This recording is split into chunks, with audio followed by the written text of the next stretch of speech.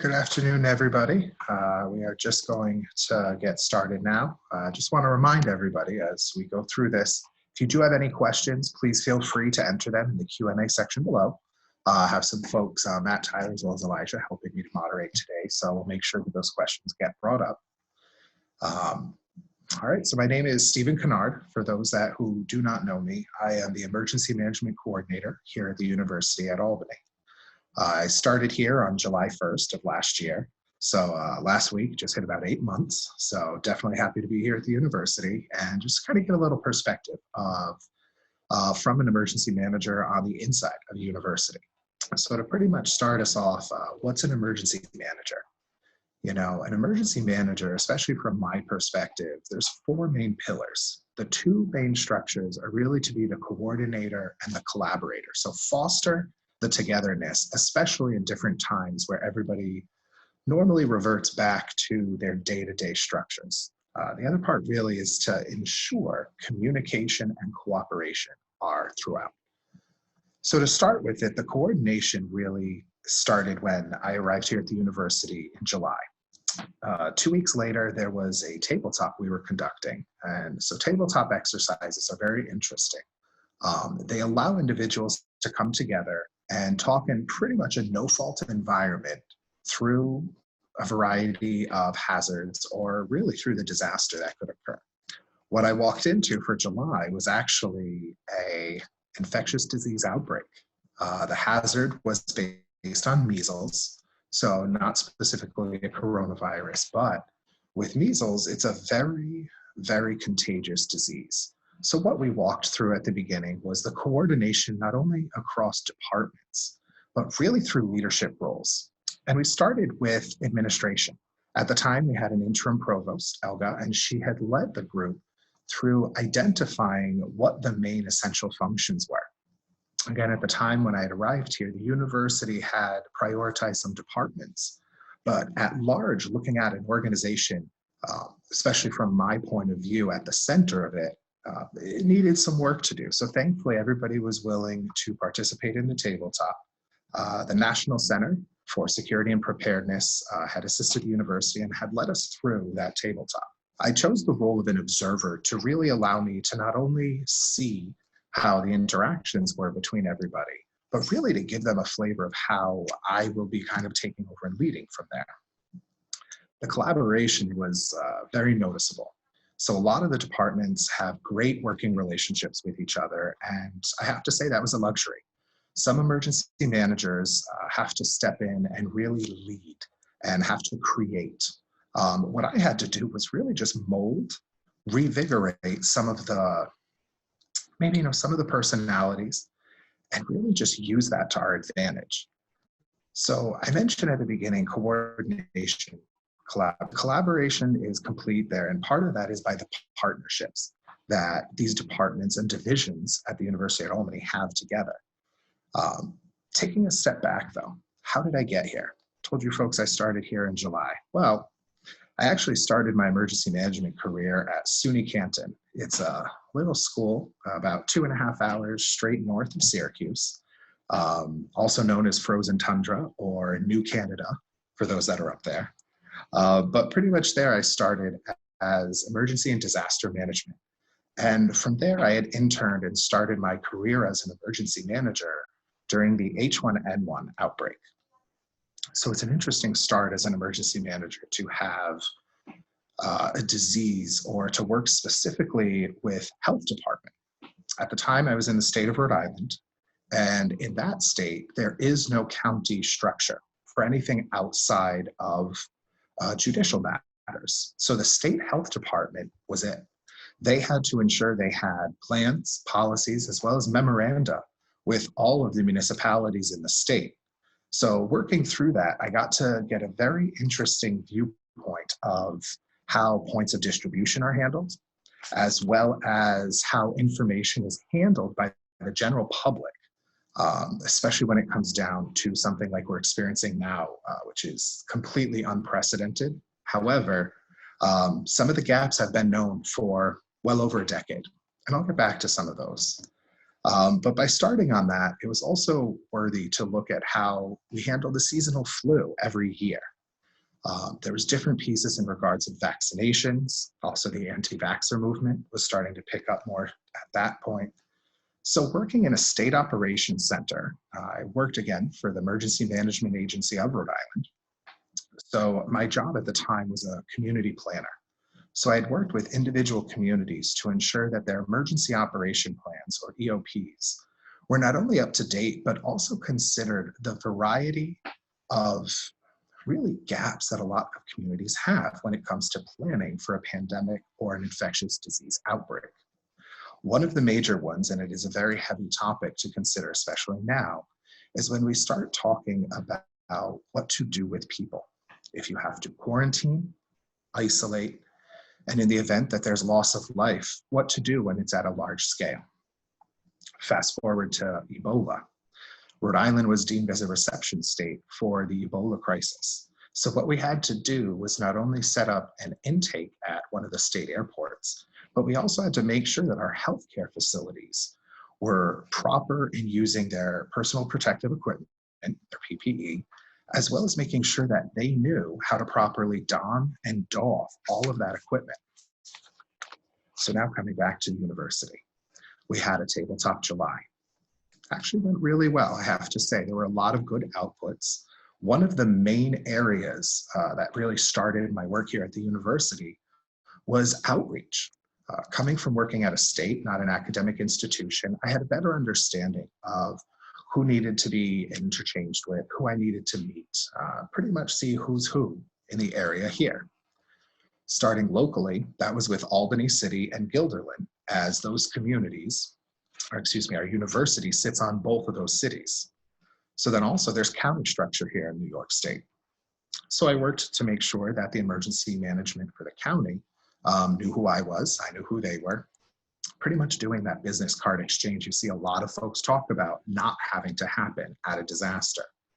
So taking the planning efforts up, had meetings with the New York State Health Department, as well as Albany County Health Department then, talking about what's called point of distribution planning, or PODs. They're used for two main functions within a state or county. They're used for either commodities, so food, water, various supplies, or in this specific instance, medication, so med pods. It's the medical emergency distribution system. And with that, what it takes is, how do you organize to get your population that you're responsible for either vaccinated or medicated? So back in October, I started working with the county to develop a memoranda with the university for what we would do if something were to happen that required us to vaccinate or medicate our population. As I mentioned, I'm the university's emergency manager. So as such, I'm not just here for the students. You folks are our customers, and we are very happy to work with you to make sure that students have success anywhere they turn, including in the health sector. But it's also for the faculty and staff. So the 22,000 individuals that make up the UAlbany family are really the piece that I covered through and I'm responsible for. So in incorporating that MOU, we were able to make sure that the county partners knew what population we had here, as well as the ability for those partners to learn about us, learn about our community. So what better way to prepare us for what was coming now? October, we had a functional exercise, and that's pretty much an exercise that tests one or two functions and looks at different ways of accessing through your plans, as well as certain policies. Maybe they need to be revisited. At the time it was chosen, our threat or hazard, the hazard was going to be an active threat on our campus. That is one of the major issues that we are seeing around our country. However, when we talk about that on a campus, the ability to lock down, the word lockdown, providing and preventing access to, it's very difficult at a university in America. There's a lot of open access. We believe in freedom of access, but we still have to protect our population. So part of that exercise checked through drills for communication, also bringing together administrators in a tabletop to walk through the exercise. And we ended with some pretty good outputs for us to work through. There were a lot of strengths, but specifically, there were some areas of improvement that really helped guide me into January. Through the rest of the year, I worked to continue with the county health as well as state health departments for connections into the university, also met with deans of the School of Public Health, CEHC, just as much as meeting Dean Warner for the School of Social Welfare, and pretty much talking about being prepared, having a kit, an emergency kit located at both the uptown and downtown campuses for our use if there were ever a need to activate an EOC or even just an incident support site. So sometimes there's incident command site that you're going to have incident command post. And what we wanted to do was make sure that the administrative backing was there for the university if we ever had the need arise. So covering through part of those pieces, as well as developing the MOU, I think props the university into being as ready as we could be for January. And I don't mean the beginning of identifying COVID-19 yet. What I talk about is January, we had our winter tabletop. And at this tabletop, I utilized half of it to bring an improvement planning workshop into the university. So as such, we took a look back to not only the July tabletop, but also looked at our October functional exercises and tabletop and looked back to review the strengths. The other part of that is what areas do we need to improve upon? Some of them from the July tabletop, by me meeting with the county, the state, as well as other community partners, helped to bridge the gap on some of the improvements that did exist at the time of the tabletop in July. So with some of those, some of our findings was better connection to the university leadership from a county perspective, also dialing in to have our emergency management plan reviewed at the state level with State Department of Homeland Security and Emergency Services. But as a university, it doesn't have to go through the review of that. But I just wanted to make sure the planning efforts we were leading here at UAlbany fit directly into the county and the state, because when resources happen, emergencies start and end locally. So our plan needs to fit into the cities and the county, into the state, and vice down. So to make sure that that was all there, I went through planning session with Training and Exercise Division, as well as met with the Planning Division of the state's Office of Emergency Management right next door here to campus. Started planning for continuity of operations with them. And boy, did that come in handy. When it came to start planning for COVID-19, utilizing all of these practices that had occurred really aided in our ability to pivot the university pretty much as quickly and as best as we could. So the MOU that we had drafted up with the Department of Health, County Department of Health, is utilized specifically for a point of distribution. So a little bit more than where we're at with COVID. Our student health services, which I'm actually sitting in their building right now, was already propped and connected in with the health department. So all we had to do was validate that connection and support them with any issues that might present it from the student perspective. But remember I mentioned that I also cover down for the faculty and staff. We cannot forget the folks that are here to help students succeed in their academics. So I had to make sure that we were able to support both the HR, so the human resources, as well as an employee assistance program, EAP.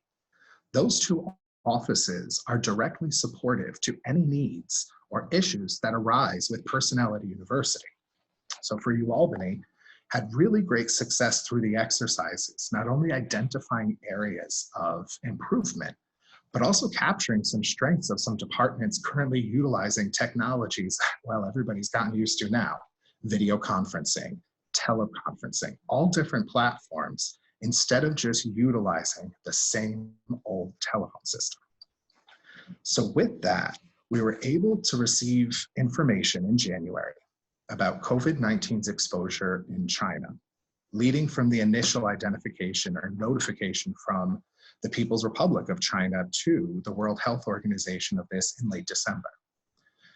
As an international school, we have a lot of students that not only study abroad from here, but also come to study here from abroad. So we started to look at specifically our school programs that were in China. And working with the Center for International Education, we had really started to take a look at what do we have to do if we have to move students out. And our again focus at the time in January, just after our tabletop exercise, was at China at the time. But we started to look at other countries as well to say, how many do we have? How many are we going to have to worry about moving if the note comes down? Started again with China, but then pretty rapidly met over with some different individuals. There was an interim director placed, Hilbert Valvidier, and he pretty much was new onto the scene, and his first gambit was COVID-19. So part of my job had to educate not only him, but also part of our administration on the incident command system.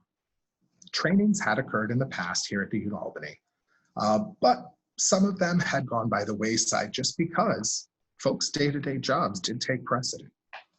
So what I did was really utilize as a functional base, looking at the professionals we have here, the functions they do day to day, and how they can transfer into an emergency setting. For instance, our Office of Communications and Marketing has phenomenal folks at both the communications and the marketing management side and advertising that helped us to best put our message out to the community about not only what we were experiencing, because at the time in January, it was the flu was still massive. So you heard that message across the country, oh, more people die of the flu. And well, that actually started to lead folks to not take COVID-19 as seriously as early as they should have. Again, these are areas of improvement and lessons we can learn from. So how do we capture that at the university while still responding forward? So with that, it was really utilizing my office. I work within, my position rests within the Office of Enterprise Risk Management and Compliance. So we handle internal control for all faculty, staff, as well as student usage of systems and supplies, as well as policy development if necessary, and compliance with a variety of state laws and regulations. So being an emergency manager at a university in this division, I'd say props to me for success. This was, the division was a brainchild of President Avedon Rodriguez to really focus the university's administration when it comes to those main areas. They then, as I mentioned, hired my position in 2019 in July. And as a team, we started to develop looking at disaster recovery, as well as the legal support to disaster operations. By such, a lot of folks are hearing about Stafford Act, this being a non-Stafford Act incident and what is allowed under certain sections. I've worked very closely with that on multiple presidential declarations and disasters in the state of Rhode Island.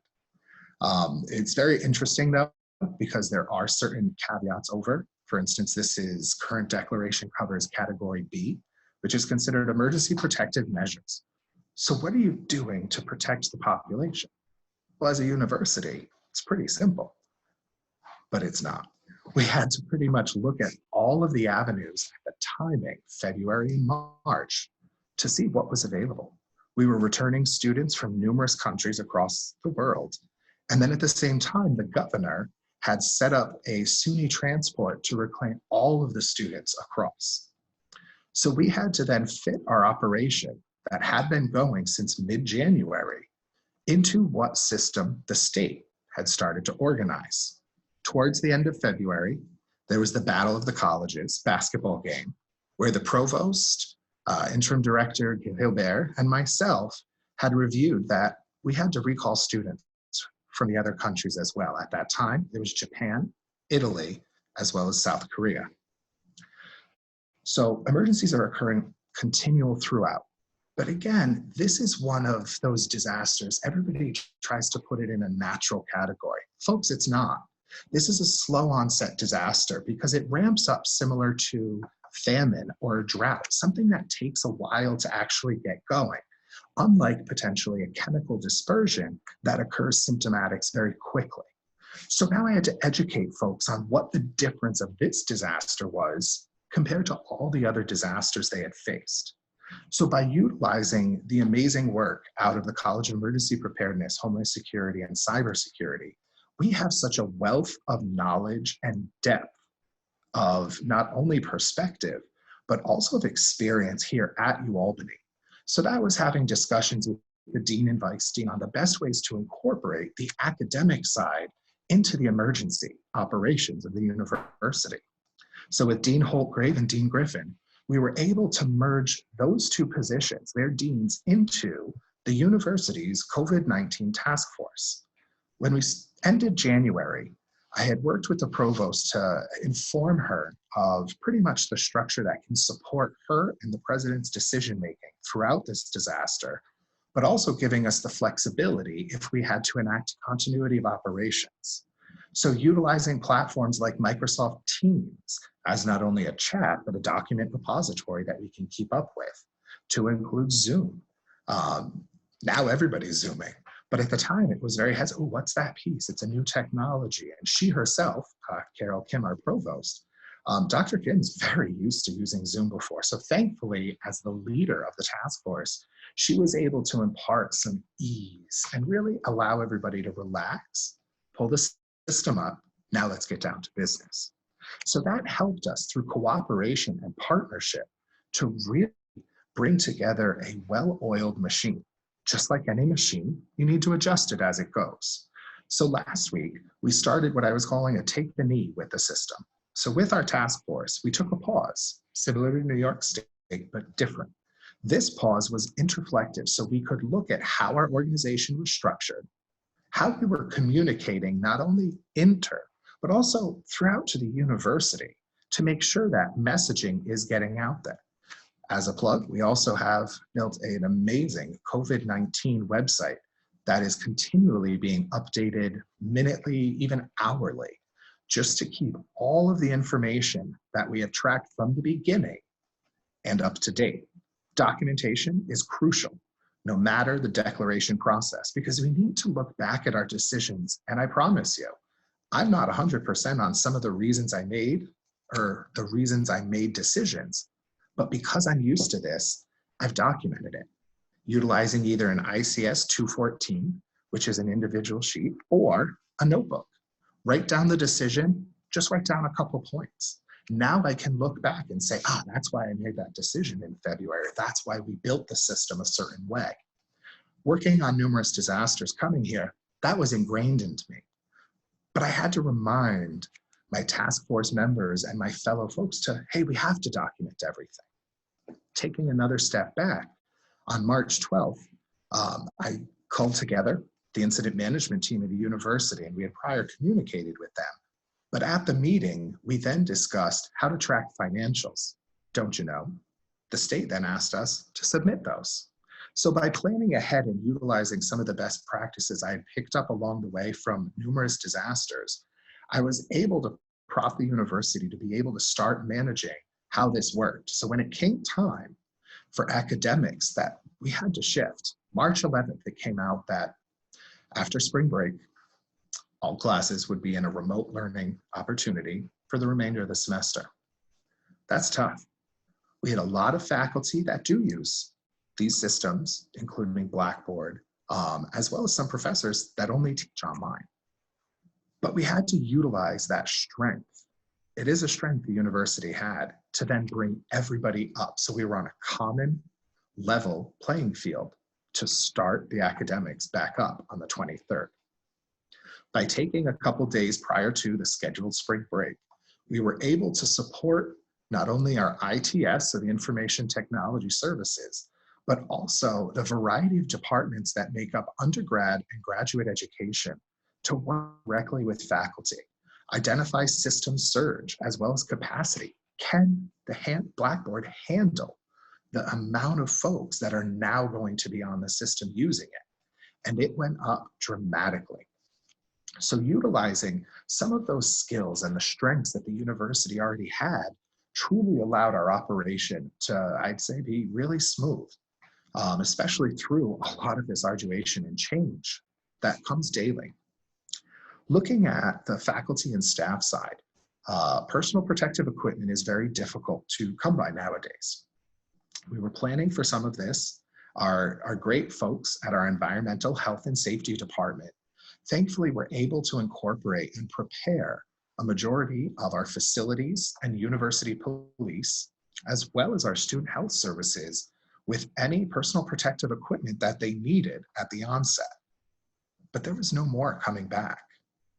So now with my position, I was able to connect in with the State Operations Center and the SUNY system desk that was operating in Emergency Support Function 6, or ESF. SUNY actually sits in numerous ESFs, as we not only have the physical facilities here, we also have transportation availability. So that's ESF 1. We also have, I'm sitting here in student health services. So you have medical, that's ESF 8. So there's all of these different ESFs that SUNY itself sits in. And I was able to go and sit in the State Emergency Operations Center and assist SUNY through a shift. They needed coverage. And in there, I got to see the inside of the New York operation during the SUNY repatriation for students. So while they were organizing, the first flight was on its way from Italy. And you saw the health department, state DOT, ITS, and especially SUNY work together to start identifying how you were going to be able to do this for a minimum of 14 days for students that required quarantine. So utilizing the interconnected nature of how the state operates during an emergency for a natural or a planned event, they were able to incorporate and start working through the beginning of March to current through this operation. Stuff does change. So one of the parts of being an emergency manager is being able to understand the political nature that you're working in. And not only just Democrat or Republicans, just political in regards of position and authority. Who has the ability to tell you, stay home? Who has the ability to quarantine you? This type of slow onset disaster is very much rooted in medical health. So the health law and regulation is where a lot of this comes from. So it had to educate not only our folks here at UAlbany, but also across the state on how these disasters are managed, because there is a process and there is a plan. Sometimes the plans are not as up to date as they could be. We see that at other states as well. States that have taken the last, I don't know, over 15 years to not increase any type of capacity. But they're not alone. This is a problem in our country when we look at disaster planning of being too reactive. We can be proactive and put our resources to better use, especially in times like these that are very austere and we don't have the ability to just come by supplies that we need. So with some of the different parts, the exercises that were done throughout the year, we were able to really bring ourselves here to today, April 7th, where we now have 2 of our main colleges using 3D print technology to support our medical and responder communities directly around us, producing face shields that are able to support and prolong the mask usage by Albany Med Center, the VA hospital, also visiting nurses. So utilizing the strengths and technologies of these departments, these academic departments to the outside world, now we're able to come together as one UAlbany, and we're able to truly support and make change during this really tough time. This is something that hasn't been felt by our country in any recent memory, but it has had examples, like I've mentioned, that could have propped us to be a little better than we are today. Back in 2003, there were some pieces that were leaning in prior to H1N1 in 2009. Stuff hadn't changed much after that. Then the Ebola outbreak occurred. That should have been an alarming piece. But as an emergency manager, you try to strike while the iron's hot. And by that, I mean, you bring everybody up to a certain level of understanding with the disaster, and you try to build forth to bridge those gaps. And sometimes you're not able to fix things. So you have to look at it of how can we get through this with the less PPE especially. So working through some of that here at UAlbany has been very interesting for myself. And definitely a lot of lessons learned and a lot of individuals that I'm very happy to say I've partnered with, not only here at the administration, but specifically with the colleges and students. I am so proud of what Albany has come to be known for. And all of our colleges can be proud of the work that has been done by each and every individual supporting the cause. We have what's called Great Danes Giving. It's pretty much what I've coined from all of the labs as well as academic departments answering the call to support not only protective equipment like gloves and N95 masks that they are not using, but also to the old overhead transparency films that is directly used with CEHC's production of face shields. Individuals had kept these in their offices for years, and they didn't want to throw them out because honestly, we paid for it. You shouldn't just throw things out.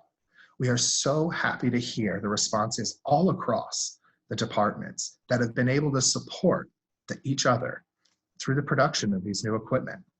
I think it's a great piece that kind of brings us back together of not only as an emergency manager being the fostering of collaboration and supporting coordination, but it's being a partner and being proactive. My job here is to be the center hub and allow everybody else that are the spokes to the university wheel to function while we're away, just as much as we are here on campus during steady state. So I definitely would like to pass back a thanks to everybody that's helped me along the way. I think this is very much a team effort. We as a society have to remember, we are humans. The humans are impacted just as much as the environment and the animals. So we have to remember the human element. These are people we're moving. It is not just a tree that fell on the road during a windstorm. So when we can remember the humans during all of our planning efforts, as well as all of our exercises, it'll prop us to be as better prepared and be a more resilient UAlbany family. So I definitely just want to thank everybody for their time coming in and would like to turn open for some questions now.